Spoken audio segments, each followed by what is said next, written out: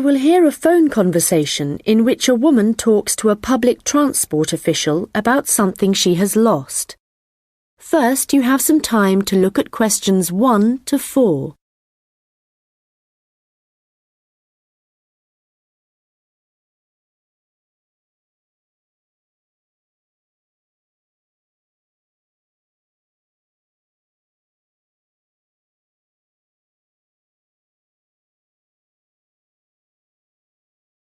Hello, City Transport Lost Property.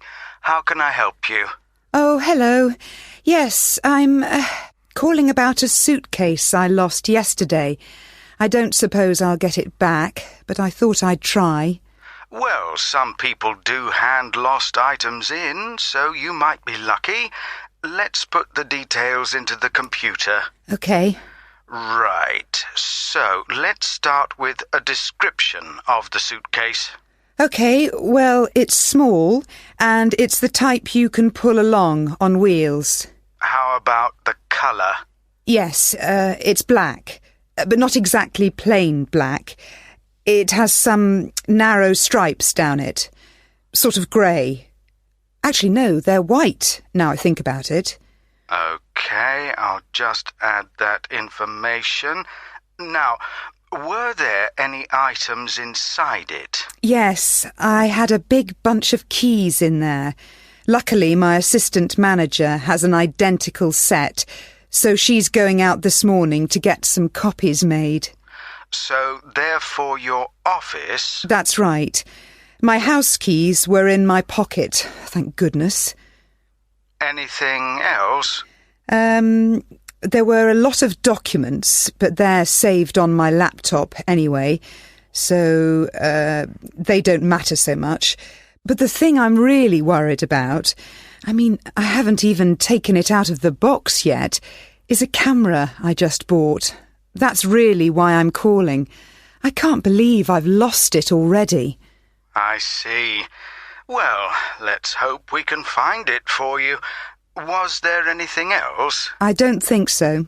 Any credit cards? They were in my handbag, and I had my passport inside my jacket pocket. Before you hear the rest of the conversation, you will have some time to look at the questions 5 to 10.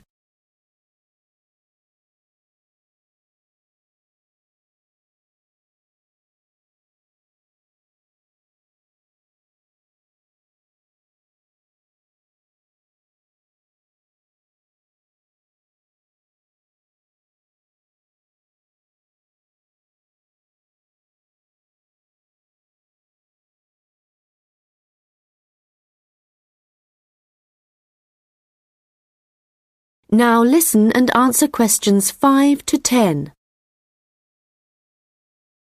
Money, clothing, any personal items? Let me think. I had an umbrella. It was black. No, blue. But obviously that isn't as important as the other things. No, but it all helps us identify your property and get it back to you. Anyway, I just need to ask you for some basic details about your journey. So it was yesterday, was it? That's right. In the afternoon. Around 2 p.m, maybe 2:30. OK, so that'd be May the 13th. Yes. I was heading to Highbury. That's where I live. All right, and you mentioned a passport, I think. So you were coming from the airport, I presume? Yes, and I was looking forward to getting home so much, and what with being tired and everything, I think that's why I just forgot about the case. And how were you travelling when you lost your property? What kind of transport were you using? I thought about getting the train, but that would have meant a bus journey as well, and I couldn't be bothered. So I decided to take a taxi eventually. That's where I must have left it. Well, that's good news in a way. It's more likely that a driver would have found it and handed it in. I hope so. Well, I need your personal details now. Can I have your full name, please? Yes, it's Lisa Docherty. I'll spell that for you. It's Docherty. Thank you. And next, if I could have your address, the best address to send you the property if we manage to locate it. Sure. It's number 15A, River Road. And that's Highbury, as I said. Thank you. Just a moment. There's just one final thing. That's your phone number. I guess my mobile would be best. Hang on. I can never remember my own number. OK, I've got it. It's 07979 605 437. Very well. I think that's everything we need at this end. I'll have a look at the data on... That is the end of section 1. You now have half a minute to check your answers.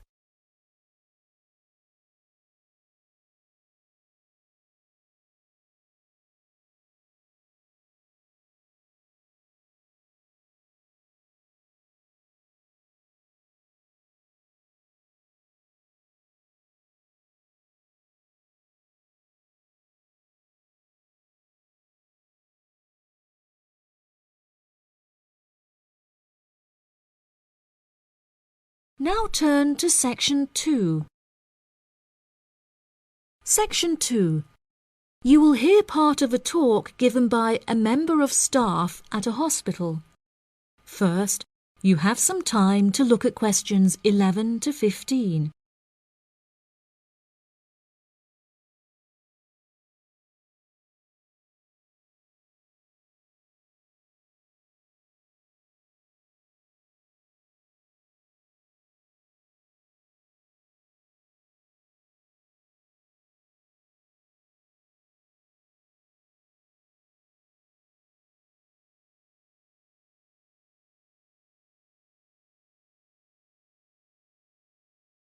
Now listen carefully and answer questions 11 to 15.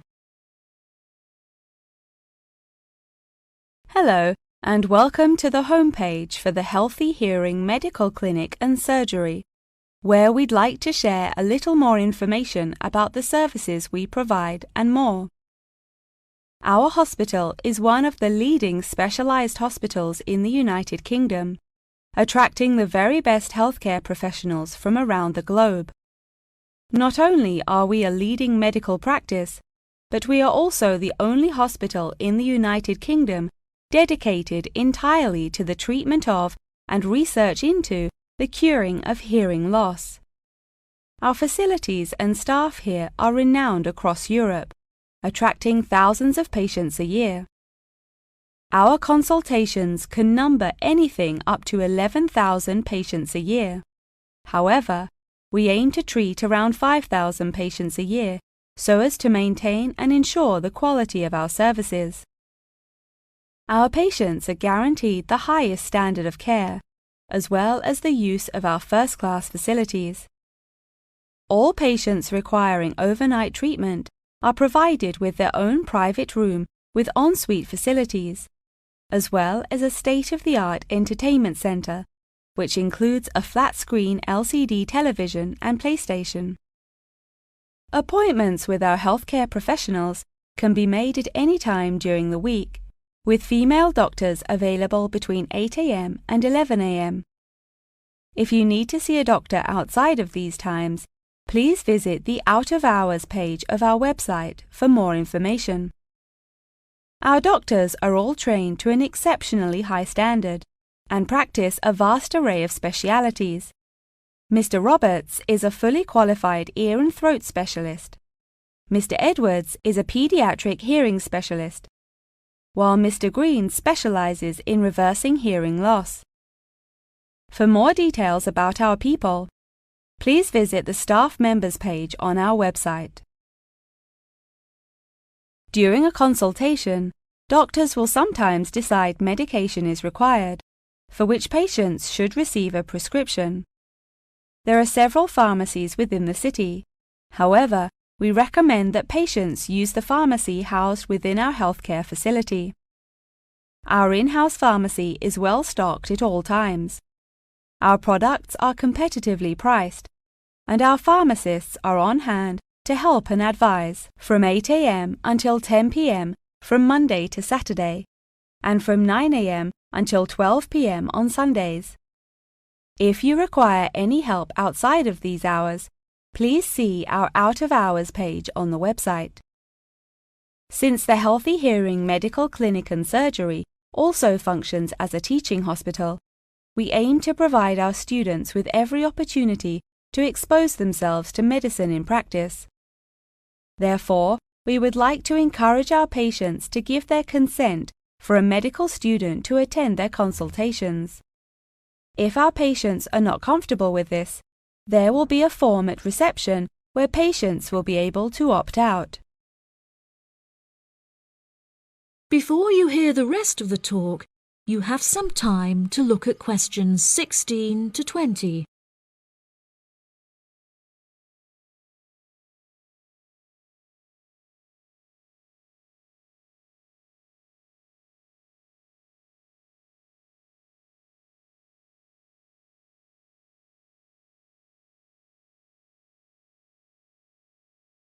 Now listen and answer questions 16 to 20.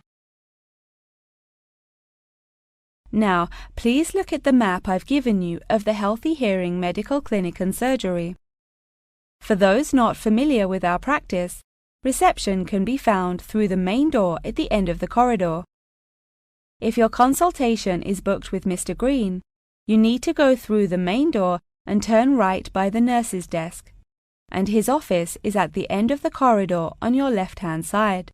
If you need to alter any of your personal details, please visit our secretary at the Office for Medical Records, which you will find next to the therapy room. If you're awaiting surgery, please first check in with reception before taking the first door on the right after you enter the clinic. Finally, in the event that you feel disappointed with any of the services we have provided, or have any further questions, please locate our manager's office, which can be found near the Office for Medical Records and between two closets. If you have any more questions about the Healthy Hearing Medical Clinic and Surgery, please do not hesitate to contact us on 01 256 111 111. That is the end of section 2.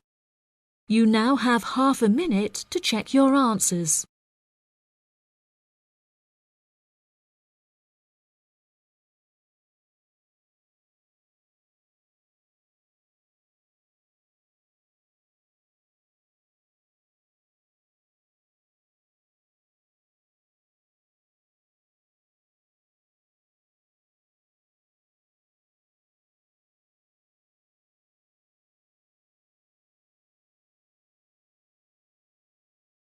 You will hear a student discussing his case study with his tutor. First, you have some time to look at questions 21 to 25.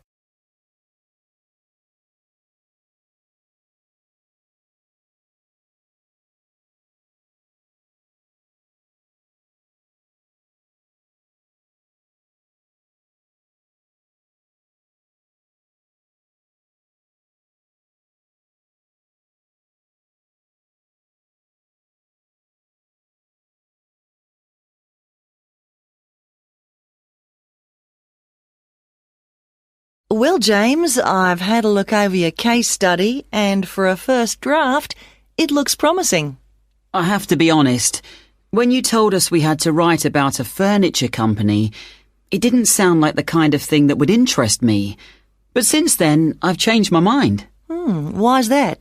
Well, as you know, Furniture Rossi is an Australian company, still comparatively small compared to some of the high street stores, but it's got plans to expand into foreign markets, so I chose it for that reason.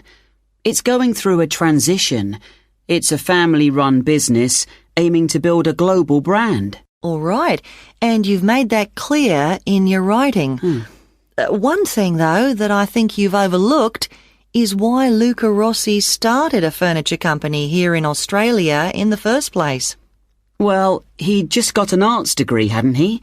And people were trying to talk him into an academic profession, but he wanted a practical job, something he thought would be more satisfying in the long run. His grandfather had been a craftsman, he'd made furniture in Italy, and he'd passed this skill on to Luca's father. And, well, Luca thought he'd like to continue the tradition. Yes, that was the motivation behind his decision. And what was it, do you think, that gave Furniture Rossi a competitive edge over other furniture companies? I wouldn't think it was price. It's always been at the higher end of the market. But according to my research, it was to do with the attitude of the employees. They were really focused on giving good customer service. Yes, Luca Rossi insisted on that. Their promotional campaigns also emphasised the fact that the wood only came from Australian forests. But that was the case with their rivals too, so it wouldn't have made them stand out. OK, we'll have a careful look at the content of your case study in a minute, but I just want to make a general comment first before you start writing your second draft. OK. Yes, what I'd like to see more of is your opinion. A bit more critical thinking rather than the bare facts. But it's good to see you've been careful with your referencing this time. Thanks. And I read and reread my work, so I'm pretty sure there aren't any errors with the language. Yes, it's fine. Oh, but there's one other thing I could probably mention at this point. Yes? Well, at the end of term, you'll also be giving a presentation, also on Furniture Rossi. Yes. I haven't given it much thought yet. Understandably, but while you're writing the case study, I'd recommend you think about what kind of information would be suitable to use in your presentation. Remember, the last time you gave a presentation on a company, you spent a considerable part of the time providing the audience with financial data. But they probably needed to hear more about company strategy. Yes. I did concentrate rather too much on the figures. I'll make sure there's a balance this time. Good.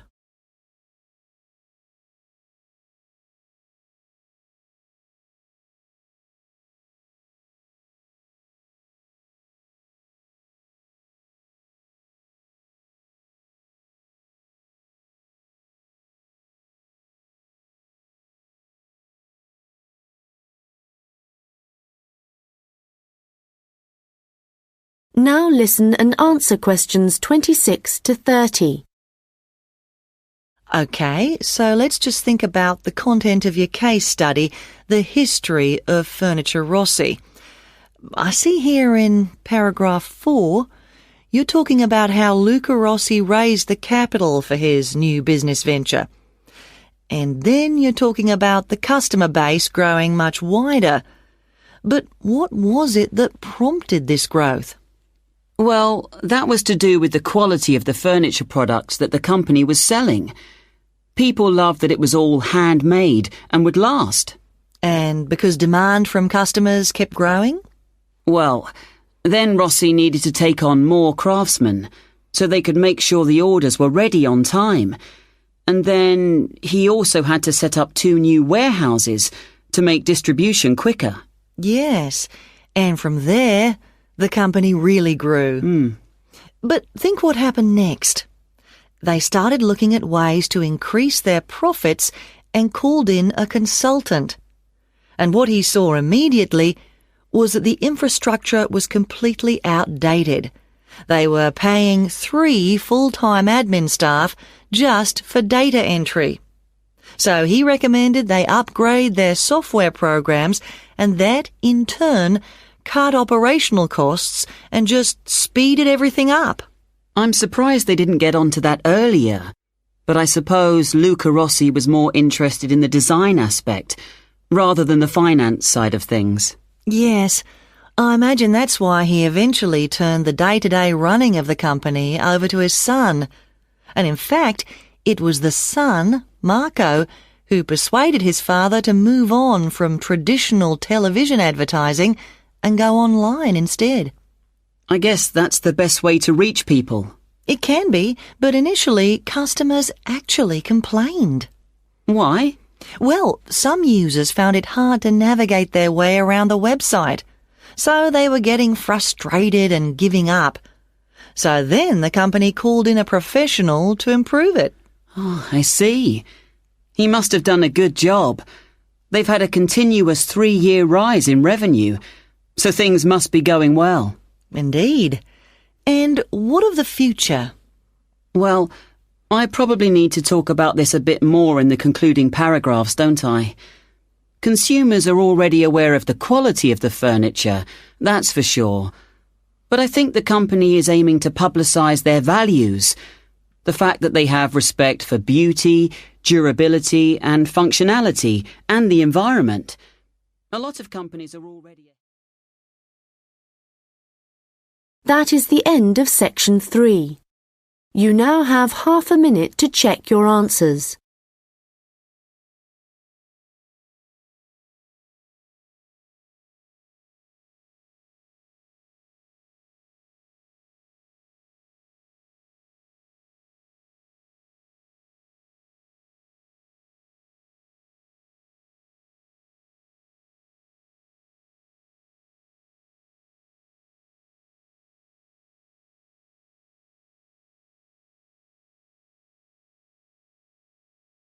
Now turn to section 4.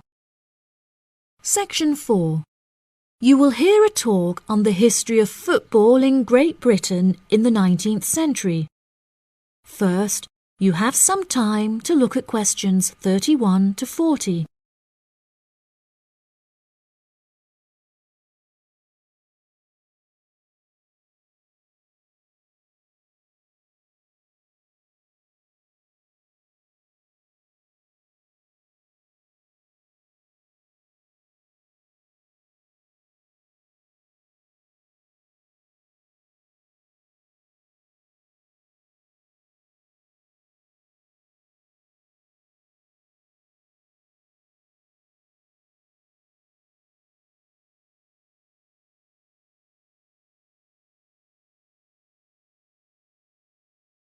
Now listen carefully and answer questions 31 to 40. Great Britain is often hailed as the home of football, with talented players travelling from far and wide to play for teams in the English Premier League, one of the most popular football leagues on the planet. Today we are going to take a look back to the 19th century Great Britain, in an attempt to trace the evolution of the beautiful game, as it is now known. Prior to the 19th century, the game featured a wide variety of local and regional adaptations, which were later smartened up and made more uniform to create our modern-day sports of association football, rugby football, and Ireland's Gaelic football. Even up to the mid-19th century, Shrovetide football, or mob football, was still widely practiced. According to the rules of mob football, there were no rules. A player could legally use any means whatsoever to obtain the ball, such as kicking, punching, biting, and gouging, with the only exceptions being murder and manslaughter. These games may be regarded as the ancestors of modern codes of football, and by comparison with later models of football, they were chaotic and had few cooperation. Towards the latter end of the 19th century and moving into the early part of the 20th century, however, there appeared a newfound emphasis on moral values in football. Perhaps a more modern example of this can be seen in John Terry's suspension as England captain, following reports of his infidelity to his wife.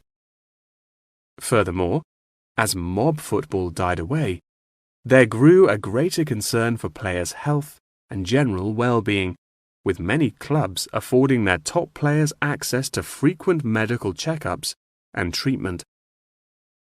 Despite the presence of Great Britain's unique state-funded National Health Service, football clubs are still seen today, providing team members with state-of-the-art healthcare facilities.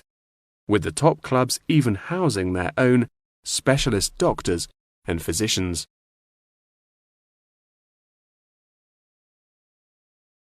Today, football is a key feature of school children's day-to-day education, particularly for boys.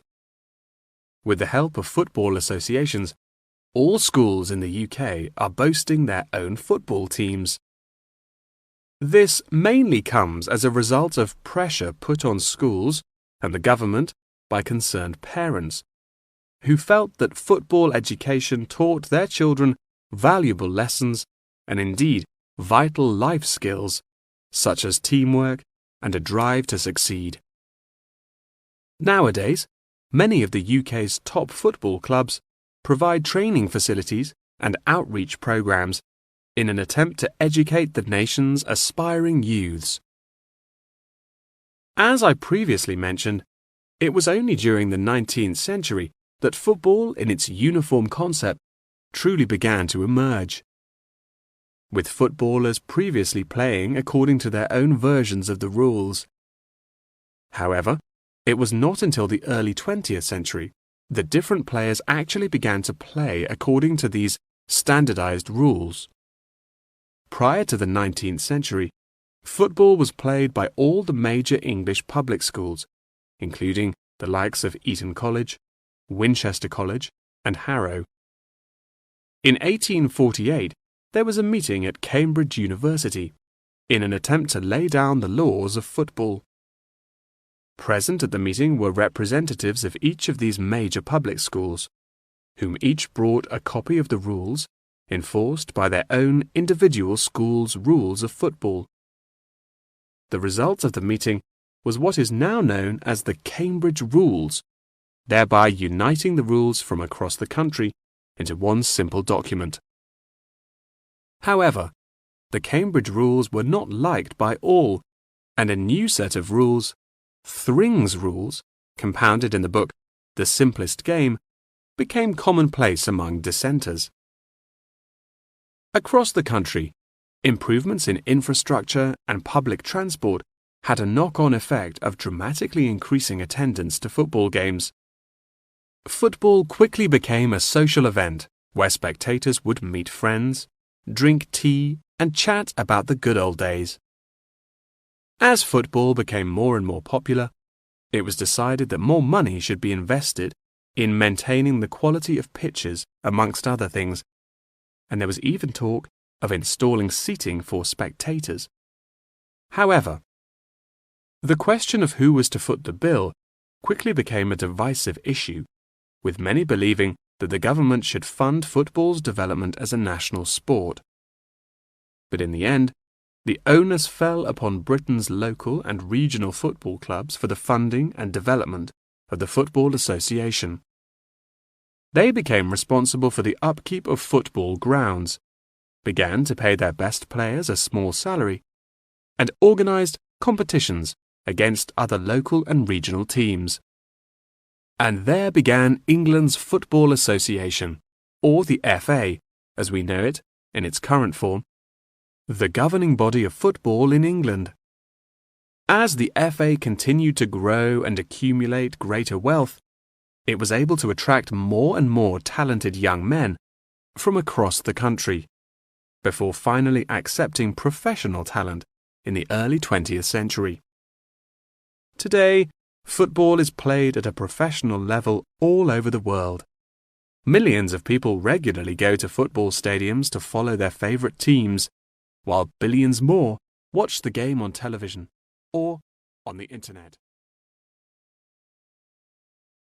That is the end of section 4. You now have half a minute to check your answers.